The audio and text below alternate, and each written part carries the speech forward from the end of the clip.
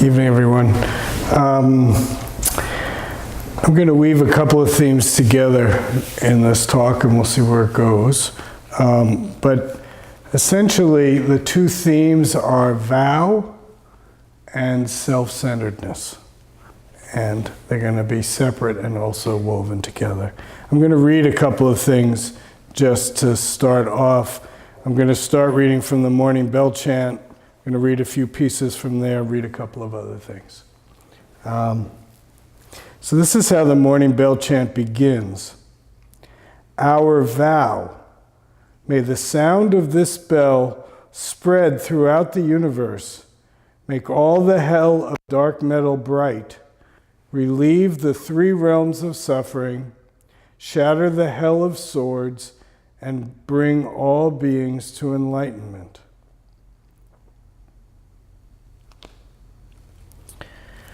We vow for our entire life to keep our minds without distraction on Amita Buddha, the Buddha of infinite time, infinite space. All minds are forever connected to this jade brightness. No thought ever departs from this golden form. Holding beads, perceiving the universe with emptiness as its string. There is nothing unconnected. Become one with the great Western Master, the just like this Buddha of infinite life. Vowing openly with all beings, entering together Amita's ocean of great vows, connecting forever to save sentient beings, you and I simultaneously attain the way of Buddha.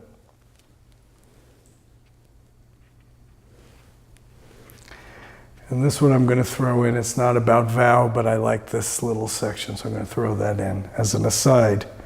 No one can say, nor say its opposite. No one can say, because Buddha is like the Ganges' innumerable grains of sand, or the infinite moments in all time, or innumerable dust particles, or countless blades of grass. Numberless number.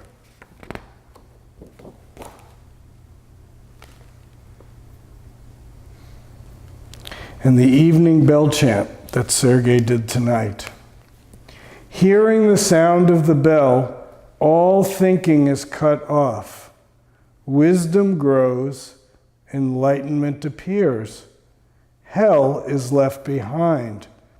The three worlds are transcended. Vowing to become Buddha and save all people, the mantra of shattering hell. And just for good measure, the four great vows. Sentient beings are numberless. We vow to save them all. Delusions are endless. We vow to cut through them all. The teachings are infinite.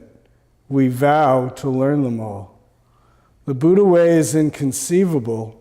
We vow to attain it. So I picked those few sections just because this vow is included. Over the years, I've done, I don't know, let's say 20 or 25 weddings. And in every wedding, there's generally a place for marriage vows. So many of us in this room have taken wedding vows, marriage vows. If you do morning practice here, we begin each day with the four great vows. And in morning practice, we chant the Morning Bell Chant, which has all of those vows that I read. And when you come here in the evening, you always hear the Evening Bell Chant, which has another vow in it. And in thinking about vows, it strikes me that a vow is quite central to Buddhist practice. And for anybody to think of yourself as a real practitioner, there's a vow that you take. And a vow is different than a promise. It has some similarity. You could say, I promise to help all beings, help save all beings. Or you can say, I'll try. Or you can say, it's my intention to. Or you can say, I'd like to. But a vow is something different. When I think of vow, I think of Zen Master Bon Soeng, who says, try, try, try for 10,000 years nonstop. That's getting closer to a vow. And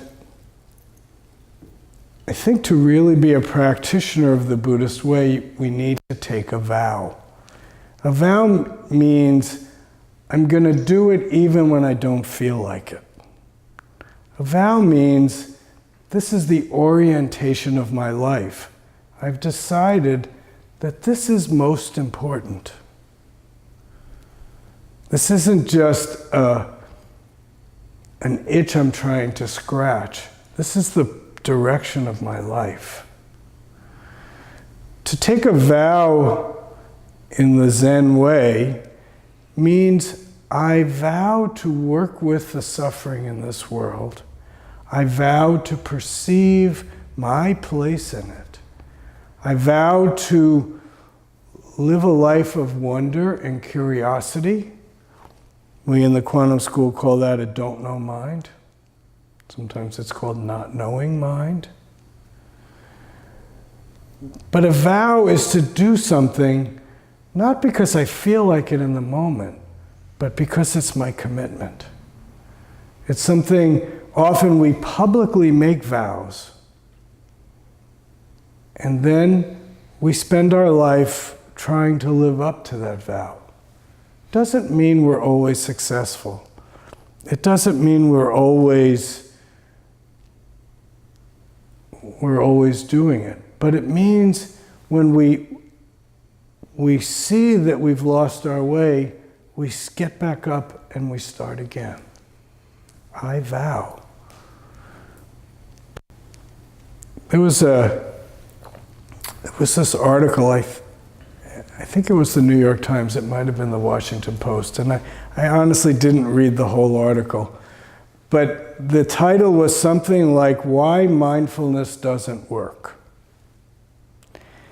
And as I understood it, the gist of the article was, mindfulness is a great idea. And if we could actually do it, it would be very valuable to our lives. But the problem is we're too selfish. We're too self-centered. We're too focused on our own happiness, our own ego, puffing up our own presence in the world.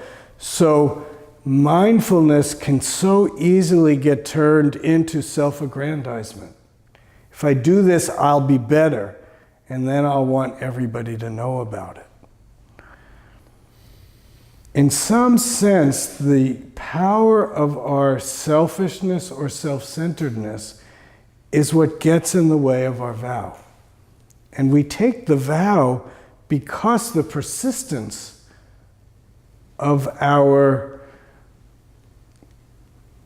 small-mindedness, our Zen Master Bon Soeng would say, our I, my, me mind. I want, I need, I'm important. The power of that cuts off our vow. The power of that actually cuts off our practice. So our vow is to remind ourselves, wake up. We chant the vows over and over again so we remember that we took them. Sometimes people who've been married for a long time do another ceremony and they retake their vows. Periodically, we remember. This Sunday, at the end of our 3-day meditation retreat, we're going to have a precept ceremony. That's another place where we publicly make a vow. I'm committed to the Buddha way. I'm committed to undermining my self-centeredness. I'm committed to looking into this great question, what am I? I'm committed to helping all beings. If we take the Bodhisattva vow of helping all beings, it gives us a way to practice in our daily life. And again, I don't think any of us have 100% success at doing this. And success is actually not so much the point. This is kind of a small thing in my life, but it's a little bit of an example of a vow. And really, I'm going to set this up, but it's going to sound really insignificant. But I have a vow in my life to use as, well, let's see how I could say this, to minimize my use of resources. I have a vow to be aware of what I'm using and how I'm using it. And my commitment is not to not use resources, but my commitment is to be aware and to use as little as possible, as little as will serve me in the moment. I'm trying to hedge it because I'm not trying to say I'm being altruistic. I'm just aware of the scarcity of resources and my use of them. So, again, it's silly as I'm saying it out loud, but we use recycled paper towels. Paper towels that are made out of recycled paper. And both my wife and I are really happy that we have these because they're all, when the trees aren't cut down for them, yeah, there's some energy that's used to recreate them into paper towels. But then when we finish using them, we put them in the compost bin. So there's like a circle that's complete. And we're minimizing our use of resources. And at the same time, we feel like we can be, have a little bit of a feeling of abundance in how we use them, because we feel good about where they came from and we feel good about where they're going. So, but sometimes I notice I use the paper towel and it's easier to put it in the garbage than it is to put it in the recycling bin or in the compost. And because I have this vow, what happens sometimes is that I throw it in the garbage with a kind of, fuck it, it doesn't matter, it's only one paper towel.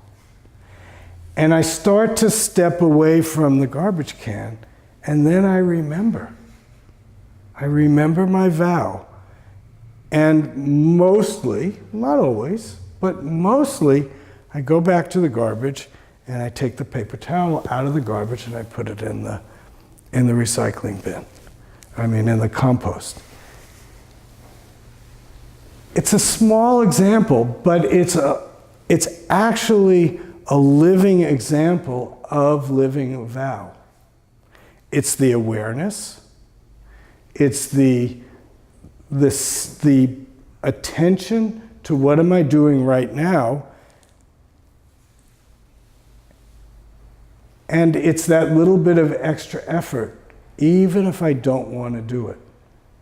That, oh, fuck it, just let it go. That's my small mind that just doesn't feel like it. But my vow is, number one, to be aware of that mind, and number two, when possible, to do something about it. To me, that's a small but actually quite vivid example of practice in everyday life. What am I doing? And how am I doing it? If I vow to help save all sentient beings from suffering, that's not just a line that I parrot because we say it in the mornings. It's a lived life. And to me, Zen practice is nothing if it's not a lived life. And once we vow, we take this bodhisattva vow, once we decide, I can see that this life is suffering, and I can see that I contribute to that suffering for others and for myself. My actions actually are what create the circumstance of my own suffering. Now, there's plenty of stuff that happens outside of my control. But if I'm living a life of awareness, of presence, and commitment to my vows, then I'm orienting myself to being awake, present, and alive in the moment. So that when I miss the mark in my vows, I'm aware enough to see it. And then I have the potential, at least, to make that situation complete or make that situation correct. In so many ways, self-centeredness, selfishness, making myself the most important thing in the world is the creation of suffering. I always remember Zen Master Bon Soeng with this big smile saying, "For me, suffering appears. For all beings, no suffering." If we can really, the Bodhisattva vow, it's said, the translation's a little bit different than we used to say, and I like the older one better, but I'm not going to be able to tell you. But vowing with all beings, entering together the ocean of Great Vow, continuing forever to save sentient beings. And here's the real Bodhisattva vow. You and I simultaneously attain the way of the Buddha. The thing in Mahayana Buddhism that in some ways is a stark contrast to the traditional way that Buddhism was first taught was that my enlightenment is not just for me. So the Bodhisattva hangs around after attaining this awakening to help others and waits until we're all ready. And then together, simultaneously, we can, how does it say here, attain the way of the Buddha. So it's not just for me. If we practice for me, our practice is oriented in a self-centered direction. And the risk is it just perpetuates our suffering in a different way. But there is the potential by holding the great vow, by remembering, for me, suffering appears. For all beings, now I'll change it a little bit, at least less suffering is possible. As soon as I turn my orientation away from solely satisfying my needs to being aware of how my needs, my actions, my behavior impact the world, my life changes and the lives of the world around me change. This is something that theoretically is easy to talk about. But the real meaning of the vow gets lived moment to moment in our daily life. So if you really want practice to impact the world, if you really want practice to have a deep meaning, then you have to do it. If your vow is to practice, then do your sitting. Whether it's here or at home, do it. People often think, oh, I'm sitting meditation, that's great, I'll do it sometimes. But you know, I ride bicycle, that's a good meditation. Or I swim, or I run, or I write, or I'm trying to help people all the time, so that's my practice. That's a good practice, and that is meditation. as long as you have the basis of practice, which is always everywhere asking, what am I? Keeping this great doubt, keeping this wonder. And as far as I can tell, unless you have what I would call a sitting practice, although it could be a standing practice or a lying down practice, but a practice that has no gaining idea in it, other than to look at the question, what am I? Not even to answer it, not even to perfect myself, but just to ask and to look and to wonder. Once that base is built, then everything becomes a means to understand our true nature and then to find a way to help all beings. But to take the vow means to actually do it, to live it in our lives and use the results of our actions and what happens to us to further that question, what am I and how can I help?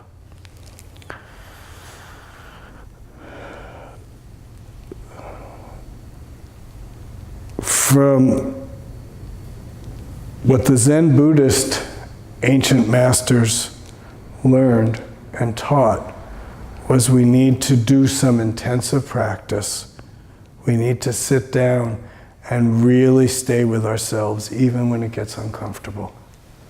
So this weekend we have a 3-day meditation retreat, and it's an example of how we take our vow and actualize it in some ways by putting ourselves in a difficult situation. Sometimes you have a good time at a meditation retreat. A lot of times it's a bit of a struggle. It's painful on the body. It can be boring. It can be painful emotionally of sitting with difficult situations. All of us struggle in our lives. The first noble truth is life is suffering. I like to say it, life is imbued with suffering. It doesn't have to be that way. That's the third noble truth. But because we live this self-centered life and we value ourself over others and we falsely separate the world into self and other, we suffer and we have to struggle with that. And we put ourselves in a place of practice in order to gain some awareness and some wisdom and to open our heart of compassion. So, if it works in your schedule, I encourage you to join us this weekend. Take some time out. It will be difficult. It's probably not going to be too hot, but it's going to be warm in this room.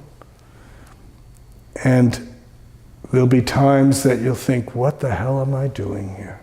I could be fill in the blank. That I could be at the beach. I could be walking with my partner. I could be taking care of things that I need to take care of. All those things are true. But my experience is, unless we really take that vow seriously and do the work that it takes to pursue that vow, it's very easy for our practice to get stalled and to be self-centered. Just really just basically for me. It takes work to follow the great vow of helping this world. It takes work to take the vow of, I'm going to be aware and awake and responsible for my actions.